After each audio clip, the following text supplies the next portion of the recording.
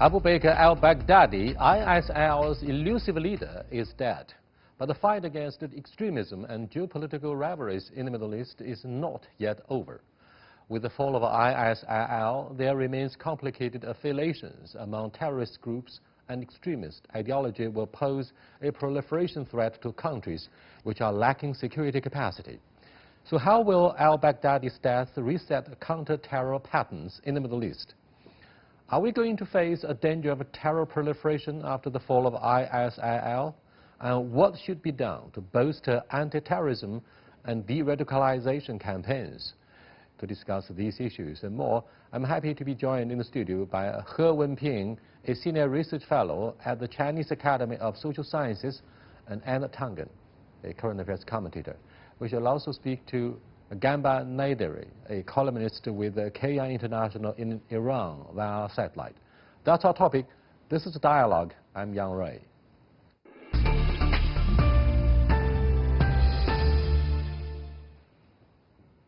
Welcome to Dialogue. Anna, the top terrorist has been killed, but what about the ideology that has been supportive of the cause he is waging throughout the region of the Middle East in general? But we face the constant risk of having terror proliferation the world over. What do you make of the impact of taking out this top terrorist at this moment?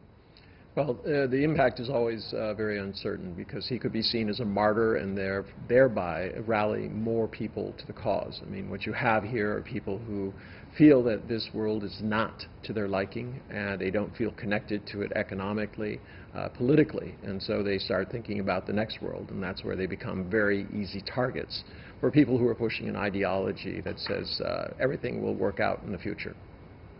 Wenping, do you think the dynamics of extremism will somehow be undermined as a result of taking out this top terrorist? Or rather, we would believe more martyrs will soon be emerging, as Anna said earlier? I think, of course, I think this is a big blow for this ISIL, this terrorist group, because this biggest, the head of this ISIL has been taken out. Of course, this is they were thinking how this somehow they lost a big backbone there, and maybe also the future is becoming uncertain.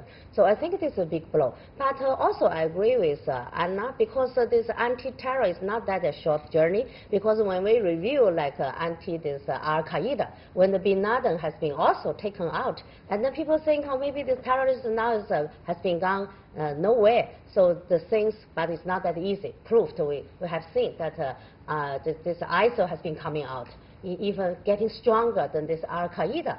So same thing, of course, anti-terror journey is not ended yet, even though this biggest, this terrorist, this guy has been taken out. So we have to bear in mind, yeah, another one maybe will come out very soon.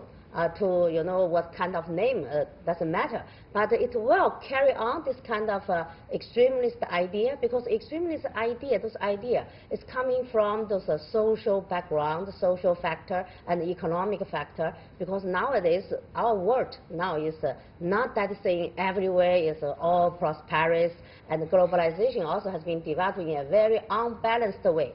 So some group of the people, they have been marginalized, and even some countries have been marginalized. That's why we see this kind of terrorist, those extremist, those ideology. Yeah. So has come up with a lot of followers. But it's not only that. It's you had a lot of middle-class people who were joining from foreign countries, either coming back, they were Arab, or they were not. They were new people who were newly converted to the cause. And let us not forget the 70,000 ISIL members and their families who were in these detention camps in the, quote, safe zone that is in the dispute between Syria right now and Turkey. So if they are let loose and they feel that they have a cause, they could be extremely destructive. They could link up with the other elements that are in these other countries, and it could be it could actually backfire, especially the way that it was discussed by the president. And what do you think of the timing and the way President Trump announced this news? Something big has happened triumphantly. Well, he was battling his own advisors. First off, they wanted to make sure that this was, remember, supposedly Baghdadi was killed a number of times, first by the Russians, then by the Americans. People were very, very concerned that they had gotten the wrong person. I mean, there was something about stealing his underwear and testing it for DNA. I don't know if that's true or not, but there are reports about that. There's real concern that if he was using a body double as a means of luring people in to kill his body double, and then he was set free and able to coordinate his activities. So there's a lot. They have been very sophisticated. Remember, they were able to evade the most powerful nations on earth, a massive coalition for a number of years. And as a result, they should not be taken lightly. Wenping, it seems Anna suggests quietly that what happened could be an attack on body double. It could be fake news. No, I'm not saying that. I'm just saying that his advisors were very, very concerned that they did not have a false positive. Yes, absolutely. But he wanted to jump the gun. He wanted to really tantalize it. Obviously, there are domestic issues that are playing out in his desire to have some, quote, big news. Look, I'm more interested, Wenping, in the latest development in the D.C. between Republicans and Democrats over the alleged withdrawal of American troops from Syria that has allegedly, fueled the idea that Kurds have been abandoned and betrayed by their wartime allies, the Americans, in their battles against terrorists. Now, against this background, President Donald Trump made the announcement along with some of the guys in the uniform, or his national security advisor. What do you think of the timing? Do you think he deserves credit for this and therefore has regained some ground ahead of the election? Yeah, I think this is exactly the timing, this news now coming out. I think for the President Donald Trump, he used one stone to kill two birds. So one bird is for those people saying, this is a wrong decision. He made the troop, coming back, withdraw the troop from Syria, because those people criticize him. See, now you set, the free for those already kept, those jihadists, all those ISIL people. But now he said, you see, the reason I withdraw our soldiers back is because I have this kind of determination. Now I can even kill the head of this terrorist group. So it's nothing wrong for this withdrawal of this troop. And another bird for this stone, that is for those people wanting to impeachment him down. So because now he's doing the re-election campaign. So when we compare those two situation scenarios, it's very interesting comparison. When you look about like Obama, the former President Obama, also sitting in the Situation Room to watch this kind of, those video for killing. Before for Obama is to watch killing the Bin Laden, al-Qaeda, the head of al-Qaeda. And now is also this video show President Donald Trump also sitting in the Situation Room to watch killing of this, the Baghdadi. So same situation, because for Trump also for... Do you think he was successful in it? I mean, the way that he announced it, the things that he said, and a number of blatant untruths. He claimed that he had told everybody to kill Osama bin Laden a year and a half before 9/11, and that no one listened to him, and that it was in his book.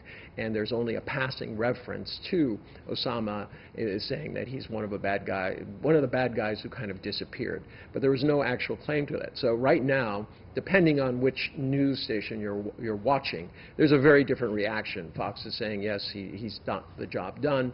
But CNN and almost all the rest are really looking at the way he did it and whether it is not slowing the impeachment roll. I mean, there is going to be a vote, a formal vote for impeachment proceedings. And when that happens on Thursday, Donald Trump will be once again in the domestic soup. In his announcement, Trump thanked Russia, Turkey, Syria, Iraq, and the Syrian Kurds for helping in the mission. Wenping, he said the Kurdish forces gave the U.S. helpful information, and the U.S. flew over certain Turkish and Russian airspace during the mission, as those two countries were informed of the operation beforehand. What do you think of this temporary coalition of willing in eliminating al-Baghdadi, Wenping? Yeah, when I heard this kind of a statement given by the President Trump, I have the feeling just like when you're punching somebody's face, and then like Kurds, those militias in the north of Syria. And then after that, and then you are saying, oh, I touch you, give you some good words, saying, are you feel pain? So this is kind of same way like from the Trump. So when he restored the troops from the Syria, and then that's a kind of betrayal to those Kurdish militia in the, based on the north of Syria, because they used to be, fighting so hardly to the jihad. But now, after the ISIL military troops has been already defeated, and then their job seems now has been forgotten. So that's why this kind of the point of my question, Wenping, is why do you think there is this will, political will, shared by heads of state, Turkey, Russia, the United States, to cooperate, to join hands? I think so. To some extent, this is a joint hand effort. Because for Syria... No. The understatement is what's going to happen to Kurds? You're talking about the, right. the Jew approach, right? 打一巴掌给个红枣, right? We know the Chinese saying. Anna, what do you think of this tough and soft approach by the American decision? Well, I don't think it's a soft approach. The Kurds are in a desperate situation right now. They're actually allying with their enemy in Syria, Bashir. And because they have no choice, because Turkey is literally threatening their lives, they're looking for any kind of out. They know that they're getting a sympathetic ear from the Congress on a bipartisan basis. In fact, it's been the Republicans who've been leading the charge and claiming that this was a betrayal. So by actually participating in this, they're winning a PR point, because once again, they are helping the United States achieve objectives to fight ISIL. So once again, it looks even worse when Donald Trump is throwing them to the curb and not protecting them, despite the 11,000 plus Kurds who died fighting ISIL versus the 8 Americans who died in the same fight. Wenping, do you believe this cooperation in taking out al-Baghdadi will somehow diminish the plan by Washington that some economic sanctions will be imposed on Ankara because of the invasion by Turkish troops into Syria to give Kurds a hard time, because the Kurds were and will be allies in fighting terrorism? Well, this so kind of threatening of economic sanction to Ankara now has been withdrawn already by the Trump, because when the Ankara has reached the agreement with Russia, with the President Putin, saying, all right, I will do the, the ceasefire forever, as long as these Kurdish military forces now back up those, 30 kilogram, those kind of safe zone. So now the Kurdish military now back up. So that's why I think for all this round of this kind of battle, so the only loser, that is Kurdish military forces there. Because number one, they have to withdraw those territory they used to be occupied during those years fighting with the ISIL. Number two, they also lost a lot of soldiers through this kind of fighting. Number three, they even has been betrayed by the United States. So they lose the so-called historical chances to getting those momentum, even saying they want to get independence. Now, no mention about the independence, even those very high, those sovereign, those autonomy now is also gone.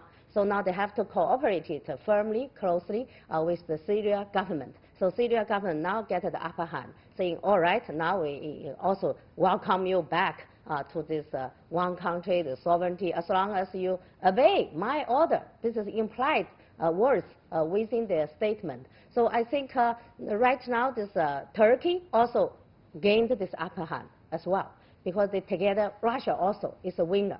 Only I think the United States is a loser by themselves. Up next, let's take a look at deep-rooted reasons behind the rise of extremism in the broad region of the Middle East. And this is a scholar from Morocco whom I interviewed in Urumqi a couple of months back. Let's take a close look. Extremism has developed emanations that are realistic, to the point that we can qualify them as beings who think, who breed hatred and massacres, who infiltrate, who grow, who hunt, and who recruits. So it's a being, and we need to look at it as being such. Two, it has layers. One, there is this dimension which is very attractive, and we can talk here about 5 big magnetisms. One, the dream of unity. In the case of the Muslim world, since 1924, after the collapse of the Ottoman Empire, many countries found themselves in the status of orphans because they were not trained to make decisions. And all of a sudden, there was no capital for them, and they were obliged to take their own decisions, which was very difficult because they were not skilled nor trained to do so. So this dream of unity is very magnetic and attractive, and those extremists promise this unity that would give authority and power and re-embrace the great fame and the great power of the old days. So it speaks to the deprived people, frustrated people who are without a horizon, and this is something that we need to tackle in this arena of dreams, of Morpheus. The second big dream is the dream of dignity. Jobless, come to me, I will make out of you Minister of Defense, or maybe the head of intelligence, or maybe the Minister of Finance. Just come. I will name streets by your name. Come. Moneyless, I'll give you the money of God. Wifeless, I'll marry you to the most beautiful and pious lady in the world. And name it. The third magnetism is the magnetism of purity. Come to us and we will teach you in Islamotopia how to practice religiosity the way the Prophet of Islam practiced it. 4, the dream of salvation. This is the end of times. And you better book your siege on the Arch of Noah. Otherwise it will be too late. Come before it is too late, because apocalypse is about to happen. 5, the dream of mastery. In those complicated times, leading to confusion and perplexity, they offer a binary system: licit, illicit, divine, evil, paradise, hell, here and hereafter, correct, incorrect, etc. And it gives such a relief for the lazy spirits and minds so that they go and embrace. The second layer is a layer of grievances. Conspiracy against the Muslim world by the West, colonialism, Israel, double standard, humiliation in the press and in the media, the Iraqi, Afghani, Bosnian, Herzegovinian, name it, cocktail, the draining of the wells, and the selling of oil cheaper than water. 8, the infiltration of the value system in education and so on. 9, the falsification of history and geography. 10, last but not least, insulting the Prophet and burning the Quran. And those cowards, heads of states, they would say, are not doing anything about that. We are going to correct it. That's Mr. Ahmed Abadi, Secretary General of Mohammedan League of Religious Scholars in Morocco. I did the interview with him when we were invited to take a look at an exhibition on de-radicalization and the fight against extremism in the Uyghur Autonomous Region of Xinjiang a couple of months back. Now I'm talking to Mr. Gamba Nadari, a columnist with Kayhan International in Iran via satellite. Hello. What do you think of... good to having me. Thank you. Thank you for joining our discussion again. What do you think of the impact that the killing of al-Baghdadi may deliver to the region of the Middle East? Do you think this marks a turning point in a war of attrition against the ideology of extremism? Well, this man killed a lot of people. He destabilized not just the region but the entire world. He still has followers, but this is how could I say, good riddance. It's a good sign that we got rid of this, evil figure of Well, the satellite signals were poor, and I believe my colleagues must have been working very hard to get connected with them when it's possible. Anna, what do you make of the video clips that you heard about the reasons behind the rise of extremism? Well, the first 5 reasons were populism. This is just giving people some, some quote hope, even though false hope. These are dreams. These are not realities, and they're not even factually correct historically. But the next 10 reasons were a link to this idea that it's all about poverty, as you were saying. This is an issue where these people have no hope. There are very severe weather conditions that are happening there. You have droughts, you have, there's a lack of water. This is not going to improve. And this goes to this issue about how do you actually combat it. Everyone thinks that it's, you go out into the battlefield and you just kill them and that puts an end to it. But these people have children, and those children will grow up and they will be radicalized because the situation hasn't changed. Unless you can bind these people to the world in which we live in, with some fairness, all right, they will continue to seek a different way. Wenping, I'm wondering aloud why, for centuries, Christians and Muslims have been locked up in animosity and in crusades against each other, full of hate, and with the use of internet, such hate speeches could be easily found in the Middle East and in the West. So look at the lone wolf killings and atrocities that plagued either mosques or Christian churches in South Asia or in America. You name it. Why do we have so much hate between Muslims and Christians? I think not only when you look back at the world history, not only between the Christian and Muslim, also in our Asia, we also suffered long time in our history, also this kind of killing.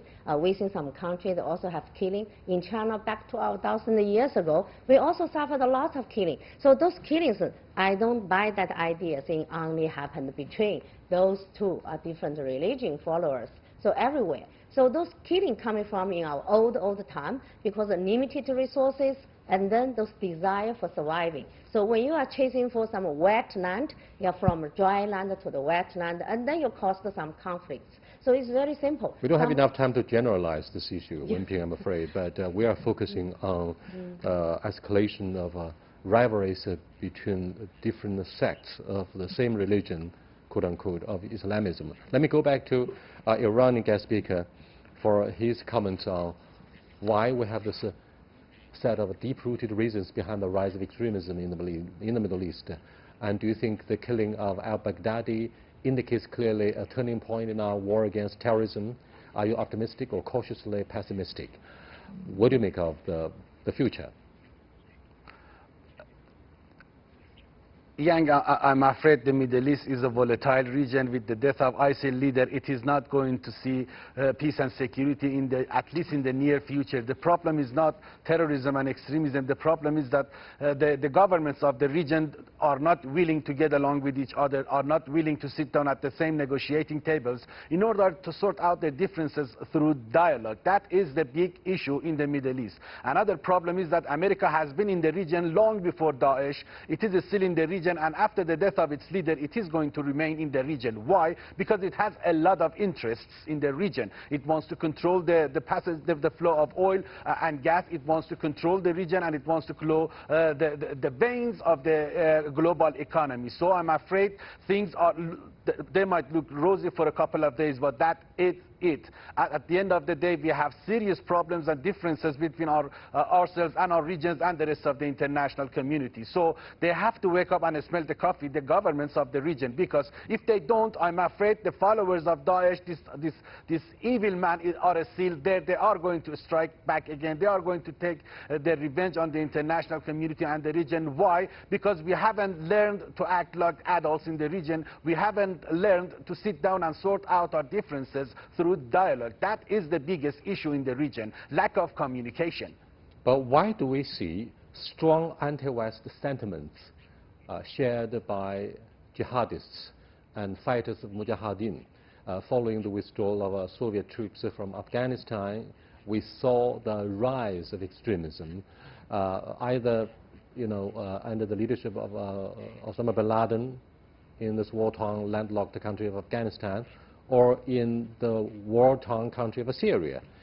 So why do we see the extremism growing rapidly, particularly when you look at the dynamics of ISIL in Syria and parts of Iraq?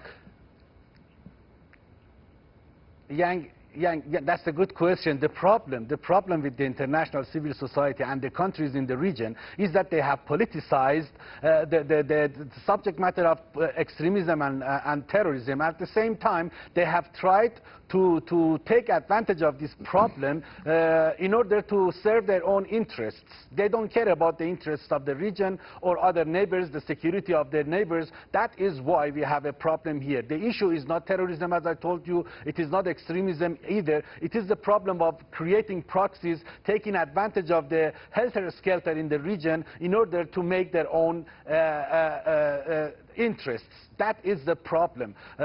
We have had terrorism in the past, but not as huge as like it is right now. Remember, Yang, we have also now serious insecurity in places like Iraq, Syria, even Lebanon. Excuse me, why do you think many members of the middle class who are rich, who are well educated in the Western... Excuse me, listen. Why do you think we have so many members of the wealthy middle class in developed countries joining ISIL in the Middle East? They share the faith of extremists. Why?